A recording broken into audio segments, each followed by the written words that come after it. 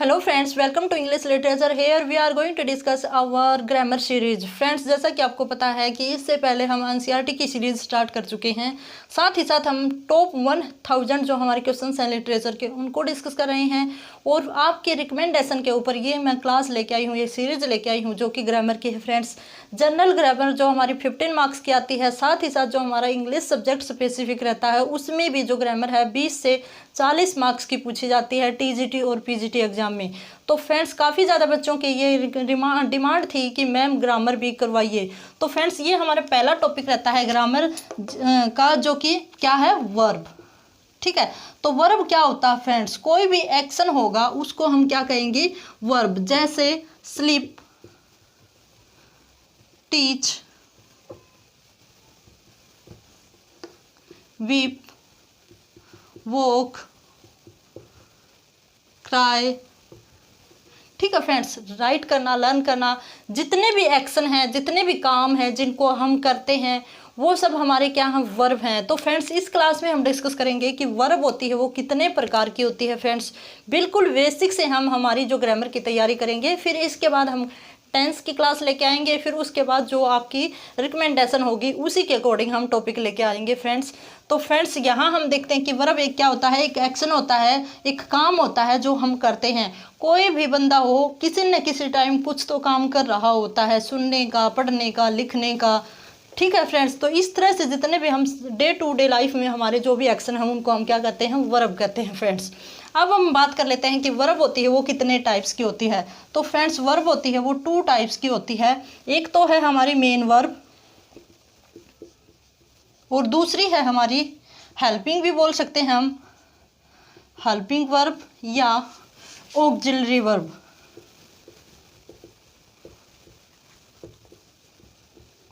तो helping verb होती है और ऑक्सिलरी वर्ब हम इसको बोल सकते हैं।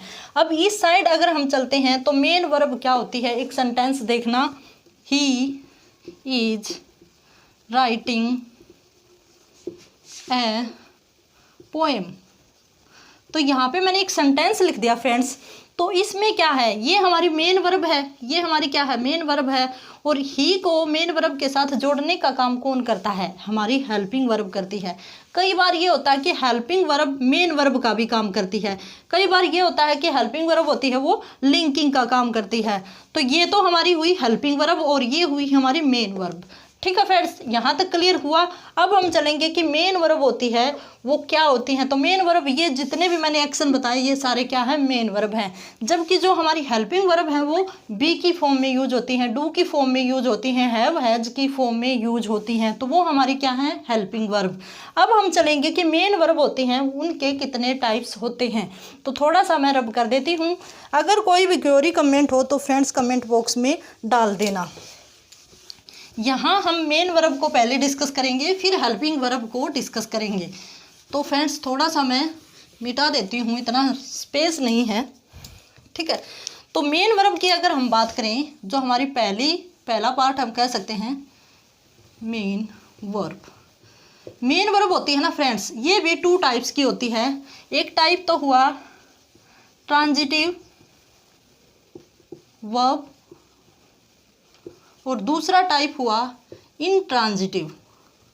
कहीं भी अगर आपको समझ में नहीं आता है तो फ्रेंड्स कमेंट बॉक्स में कमेंट कर दीजिएगा। ट्रांजिटिव क्या होता है और इनट्रांजिटिव क्या होता है फ्रेंड्स? तो ट्रांजिटिव जैसा कि नाम से ही है, ट्रांजिटिव ट्रांजिट हो जाते हैं, जिसका ट्रांसफ़र हो जाता है। जैसे देखना, जो ट्रांजिटिव वर्ब होगी ना फ्रेंड्स, उसका अपना क्या होगा, एक ऑब्जेक्ट होगा। फ्रेंड्स, क्या होगा, एक ऑब्जेक्ट होगा। जबकि जो इनट्रांजिटिव वर्ब होती है उसका ऑब्जेक्ट है वो नहीं होता, ऑब्जेक्ट है वो नहीं होता। फॉर एग्जाम्पल देखना, एग्जाम्पल से आपको अच्छे से समझ आएंगे। जैसे ही हैज किल्ड, यहाँ मैंने छोड़ दिया, ही हैज किल्ड। अब आप बताओ, यहाँ पे एक क्वेश्चन अराइज हो रहा है कि उसने मार दिया, उसने किसको मार दिया? ही हैज किल्ड, उसने मार दिया। सेंटेंस कंप्लीट नहीं है बिकॉज ऑफ यहाँ पे किसकी जरूरत है, ऑब्जेक्ट की जरूरत है। तो जो ट्रांजिटिव वर्ब होगा ना फ्रेंड्स उसका ऑब्जेक्ट होगा, जबकि इन ट्रांजिटिव वर्ब होगी उसका कोई भी ऑब्जेक्ट नहीं होगा। एक एग्जांपल और लिखती हूँ, यहाँ पे मेरे को ऑब्जेक्ट लिखना पड़ेगा, अदरवाइज ये सेंटेंस है वो इनकम्प्लीट है। जैसे ही टेक्स, आगे मैंने फिर से ब्लैंक छोड़ दिया। अगर मैं इस तक यहाँ फुल स्टॉप लगा देती हूँ फ्रेंड्स तो ये हमारा इनकम्प्लीट रहेगा। क्या रहेगा? इनकम्प्लीट रहेगा। अगर मैं यहाँ पे ऑब्जेक्ट लगा देती हूँ तो ये कंप्लीट हो जाएगा। तो फ्रेंड्स ये पूछता है कि ही टेक्स वह क्या लेता है, जिस भी वर्ब में जहाँ कहीं भी सेंटेंस में क्या आता है, किसे आता है, किसको आता है, इस तरह के क्वेश्चन अराइज होते हैं तो इसका मतलब वो क्या है? ट्रांजिटिव वर्ब है। अदरवाइज वो क्या होगी? इंट्रांजिटिव होगी। ठीक है, तो यहाँ पे सेंस पूरी करने के लिए, सेंटेंस को पूरा अर्थपूर्ण बनाने के लिए, मीनिंगफुल बनाने के लिए हमें ऑब्जेक्ट लिखना पड़ेगा जो किसका होता है? ट्रांजिटिव वर्ब का होता है। जैसे ही snake, he has killed a snake, क्या लिख दिया मैंने? स्नेक। तो अब देखो, अब बिल्कुल बढ़िया इसका मीनिंग निकल के आ रहा है, मीनिंगफुल है ना। ही हैज़, इसके बिना ये इनकम्प्लीट था, यहाँ मैंने जैसे ये लिख दिया तो सेंटेंस वो कंप्लीट हो गया। ठीक है, ही टेक्स एन एप्पल, अब ये कंप्लीट है। ठीक है फ्रेंड्स, आई थिंक आपको समझ आ गया होगा। जो भी सेंटेंस ऑब्जेक्ट के बिना इनकम्प्लीट होता है फ्रेंड्स, वहाँ पे हमारा क्या होता है? ट्रांजिटिव होता है। मीन्स क्या है? जिस वर्ब का अपना सब्जेक्ट होगा, सॉरी ऑब्जेक्ट होगा। अब देखो ये टेक्स है, ये किसके लिए है? एप्पल के लिए है। ये जो वर्ब है इसके पास इसका क्या है? ऑब्जेक्ट है। इस वर्ब का अपना ऑब्जेक्ट है। तो जिस वर्ब का अपना ऑब्जेक्ट होगा वो हमारी होगी ट्रांजिटिव, और जिसका ऑब्जेक्ट नहीं होगा वो क्या होगी? हमारी इनट्रांजिटिव। अब एक बार इनट्रांजिटिव और समझ लीजिएगा, थोड़ा सा मैं यहीं लिखूंगी, आप स्क्रीनशॉट ले सकते हो, साथ साथ नोट डाउन कर सकते हो फ्रेंड्स। बिल्कुल बेसिक से सारे कंसेप्ट आपके यहीं क्लियर हो जाएंगे। दूसरी बार आपको क्लास देखने की ज़रूरत नहीं पड़ेगी अगर एक बार ध्यान से बिना स्किप किए देख लेते हो तो। अब देखो इनट्रांजिटिव करेंगे, जैसे देखना, ही गोज, ही स्लीप्स। तो ये जो मैंने सेंटेंस लिखा फ्रेंड्स, इसमें कोई भी हमारा क्या नहीं है? ऑब्जेक्ट नहीं है। बिना ऑब्जेक्ट के ये हमारा सेंटेंस कंप्लीट है। तो इसका मतलब ये क्या है? इनट्रांजिटिव वर्ब है। ये जो ये हमारी गोज है ये क्या है? इनट्रांजिटिव वर्ब है। अगर इसके आगे सब्जेक्ट होता, तो ये हमारी ट्रांजिटिव होती। समझ में आ गया? अब एक सेंटेंस देखना, ही इज गोइंग। यहाँ भी देखो, ये मैंने यहाँ पे सेंटेंस पूरा कंप्लीट कर दिया और इसकी जो सेंस है वो भी कंप्लीट है, और ये वर्ब है, इसका कोई भी ऑब्जेक्ट नहीं है, तो भी ये सेंटेंस पूरा है। तो इसका मतलब ये हमारी इनट्रांजिटिव वर्ब है। तो आई होप सो फ्रेंड्स आपको समझ आ गया होगा। जैसे ही इज राइटिंग, ठीक है, he is writing a book. अब मैं कर देती he is writing a book, तो ये हमारी वर्ब कैसी बन जाती? ये हमारी वर्ब ट्रांजिटिव बन जाती, क्योंकि इस वर्ब के पास इसका क्या है? ऑब्जेक्ट है फ्रेंड्स। अगर मैं इतना ही छोड़ देती तो ये क्या बन जाती? ये हमारी इनट्रांजिटिव बन जाती। ठीक है फ्रेंड्स, यहाँ तक हमारी रहती तो इनट्रांजिटिव, अगर पूरा सेंटेंस रहता तो हमारा क्या बन जाता? ट्रांजिटिव बन जाता। तो होप सो फ्रेंड्स आपको समझ आ रहा होगा। अब आगे चलेंगे थोड़ा सा रब करके। अब हम बात करेंगे जो ट्रांजिटिव जो वर्ब होती है, ट्रांजिटिव वो कितने टाइप्स की होती है। तो देखना कितने टाइप्स की होती है फ्रेंड्स, काफ़ी इम्पोर्टेंट है, हर जगह आपके काम आने वाली क्लास है, चाहे स्क्रीनिंग हो, केवीएस, एनवीएस, एचटेट, जो भी आपका टीचिंग या नॉन टीचिंग से रिलेटेड आपका एग्जाम हो। तो फ्रेंड्स यहाँ हम देखते हैं जो हमारी ट्रांजिटिव जो वर्ब थी, ट्रांजिटिव वर्ब थी, उसके कितने पार्ट्स होते हैं। तो फ्रेंड्स वो भी 3 टाइप्स की होती है। कितने टाइप्स होते हैं? 3 टाइप्स की होती हैं। फर्स्ट है हमारी मोनो ट्रांजिटिव वर्ब।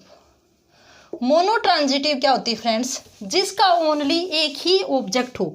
ओनली क्या हो? एक ही ऑब्जेक्ट हो, एक ही ऑब्जेक्ट हो, वो हमारी क्या होती है? ओनली एक ही ऑब्जेक्ट हो, वो हमारी होती है mono transitive verb. Mono transitive क्या होती है, जिसमें मोनो का मीनिंग क्या होता है, सिंगल, कोई भी सिंगल थिंग। ठीक है फ्रेंड्स, तो फॉर एग्जाम्पल देखना, he is writing a poem.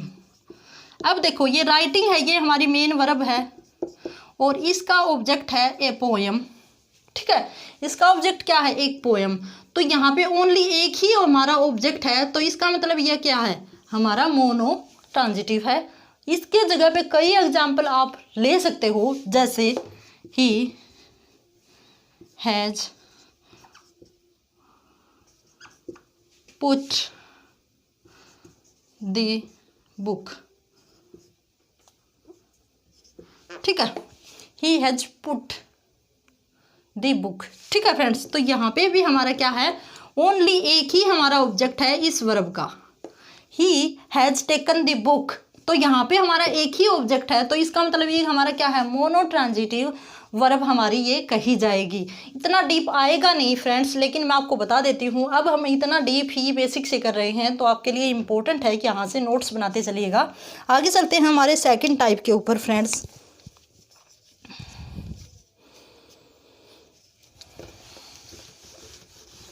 दूसरा जो टाइप है उसके ऊपर चलेंगे फ्रेंड्स। मोनो के बाद है हमारा डाई। दूसरा जो टाइप है वो है ditransitive verb. Ditransitive verb क्या होता है, di means two, di means two, जहाँ पे दो इसके ऑब्जेक्ट मिले। इस वर्ब के ट्रांजिटिव जो वर्ब है, इसके दो अगर ऑब्जेक्ट है तो वो हमारा क्या होगा, डाई ट्रांजिटिव वर्ब। ठीक है फ्रेंड्स, तो फ्रेंड्स यहाँ हम देखते हैं, एक ही एग्जाम्पल लेंगे, जैसे he gave me a book. तो देखो यहाँ पे गेव हमारी क्या है, मेन वर्ब है, गेव हमारी क्या है, मेन वर्ब, और मी क्या है, एक ऑब्जेक्ट है हमारा, ऑब्जेक्ट, और बुक है वो भी क्या है, एक ऑब्जेक्ट है, कि उसने मुझे बुक दी। तो यहाँ पे कितने ऑब्जेक्ट हो गए, एक और दो, तो दो ऑब्जेक्ट है, तो ये क्या हुआ हमारा डाई ट्रांजिटिव वर्ब। ठीक है फ्रेंड्स, यहाँ तक आई होप सो आपको समझ आ गया होगा। कोई भी क्वेरी हो, कमेंट हो, तो आप कमेंट बॉक्स में डाल दीजिएगा, स्किप मत करना, देखते रहिएगा। आगे चलते हैं, जो हमारी थर्ड रहती है, थर्ड जो पार्ट रहता है फ्रेंड्स, एक बार देखना, जो ट्रांजिटिव वर्ब का। बस ये टॉपिक यहीं तक है और 2-3 मिनट का और रहेगा फ्रेंड्स, बाकी इम्पोर्टेंट बहुत है। थर्ड है हमारा कॉम्प्लेक्स ट्रांजिटिव वर्ब। नोट्स बना लीजिएगा फ्रेंड्स, ये हमारा थर्ड टाइप है। जैसे दी कॉम्प्लेक्स होता है फ्रेंड्स, कोई भी मीन्स ये दो टाइप छोड़ के अगर तीसरा अगर टाइप हम फेस करते हैं तो वो हमारा कॉम्प्लेक्स होगा। जैसे दी स्टूडेंट्स चूज या chosen, the student chosen me a leader. ठीक है, या मी की जगह पे कोई भी नाम लिख सकते हो, जैसे Ram a leader in the school, in school आएगा फ्रेंड्स, इन स्कूल। तो फ्रेंड्स यहाँ देखना, स्टूडेंट है वो हमारा क्या है, सब्जेक्ट है, चूजन है वो हमारी मेन वर्ब है, मी है वो हमारा क्या है, ऑब्जेक्ट है, लीडर है वो भी हमारा एक ऑब्जेक्ट है। लेकिन फ्रेंड्स देखना डिफरेंस क्या है, यहाँ पे अगर मैं यहाँ फुल स्टॉप लगा देती हूँ यहाँ, तो हमारा जो सेंटेंस है वो कंप्लीट नहीं होता, सेंटेंस है वो कंप्लीट नहीं होता कि स्टूडेंट्स ने मुझे चूज किया, स्टूडेंट्स ने राम को चूज किया। ठीक है, सेंटेंस चूज, यहाँ पे जो हमारी वर्ब है वो जो ये हमारी मी है वो इसको क्या नहीं कर पा रहा, इसको मॉडिफाई नहीं कर पा रहा है, इसके बारे में हमें कुछ भी इंफॉर्मेशन है वो प्रॉपर ढंग से नहीं दे पा रहा, तो हमें एक और ऑब्जेक्ट की ज़रूरत पड़ी इसको डिफाइन करने के लिए। ठीक है, द स्टूडेंट चूजन मी, या राम, स्टूडेंट ने राम को चूज किया एक लीडर के रूप में। ठीक है, तो इससे हमारा जो सेंटेंस है वो कंप्लीट हो जाता है फ्रेंड्स। तो इस तरह का जो स्ट्रक्चर आपको देखने को मिलता है और ये पूछी जाती है कि ये क्या है, तो ये हमारी क्या होगी, कॉम्प्लेक्स ट्रांजिटिव वर्ब होगी। ठीक है फ्रेंड्स, तो यहाँ हमारा जो ट्रांजिटिव वर्ब है वो कंप्लीट हुआ। इन ट्रांजिटिव के ऊपर चलेंगे अब हमारा जो सेकंड टाइप रहता है वर्ब का, इन ट्रांजिटिव वर्ब की काफ़ी टाइप्स हैं फ्रेंड्स, इर्रेगुलर, रेगुलर वर्ब ऐसे करके। तो अब हम चलेंगे जो हमारी सेकंड टाइप रहती है, जो कि है, ये तो दोनों हो गए, जो सेकंड वर्ब का टाइप है वो है हेल्पिंग और ऑक्सिलरी वर्ब। ये तो मेन वर्ब के थे जो हमने पहले किया। अब हेल्पिंग कौन कौन सी हैं? हेल्पिंग में एक तो बी आती है और बी की कई सारी फॉर्म हैं जिनमें एम, आर, कई बार पूछ लिया जाता है, इज, वॉज, वर, बीइंग। ठीक है, तो इस तरह से कई सारी फॉर्म हैं, बीन। ठीक है फ्रेंड्स, अब आता है हमारा डू। डू की भी फॉर्म है डिड और डज, ये डू के हैं, हेल्पिंग वर्ब में यूज होती हैं। फिर है हमारा जो हैव और हैज, हैव और हैज, इनमें भी हैड ऐसे करके यूज किया जाता है। ठीक है फ्रेंड्स, तो ये हमारी हेल्पिंग वर्ब या मॉडल ऑक्सिलरी। ऑक्सिलरी कौन सी हैं? ऑक्सिलरी की अगर हम बात करें तो कैन, कुड, विल, वुड, आपको पता है मस्ट, मे, माइट, नीड। ठीक है, तो इस तरह से हमारे मॉडल ऑक्सिलरी हैं, कब 10-12 हैं, ज़्यादा नहीं है, उनको भी हम डिस्कस कर लेंगे, एक ही क्लास में कर लेंगे। तो फ्रेंड्स, कोई भी क्वेरी यहाँ तक अगर आपको समझ में नहीं आता तो कमेंट बॉक्स में बताइएगा, और आगे मेरे ख्याल से और कोई टॉपिक नहीं रहता है। फिर इसके बाद अगर हम करेंगे तो डिस्कस करेंगे तो टेंस आएगा जो हमारी सेकंड क्लास होगी। तो फ्रेंड्स, इसका आप स्क्रीनशॉट ले सकते हैं बाकी, और इस तरह से आप कंप्लीट इसको कर सकते हैं। तो फ्रेंड्स, आई होप सो आपको समझ आ गया होगा, और कंटिन्यू रखिए अपनी प्रिपरेशन को। काफ़ी अच्छा आपके पास मौका है। एस्टेट अगर पोस्टपोन हो जाता है तो भी बेनिफिट आपका ही है। जो जिन बंदों का एस्टेट क्लियर है उनके लिए टेंशन है थोड़ी बहुत कि भाई टाइम है वो और ज़्यादा लग रहा है, आपके लिए तो अच्छी बात है भाई। अपना रिवीजन करिएगा बहुत अच्छे से, जो टॉपिक्स नहीं कवर है उनको कवर करिएगा। तो इसी के साथ have a good day and best of luck.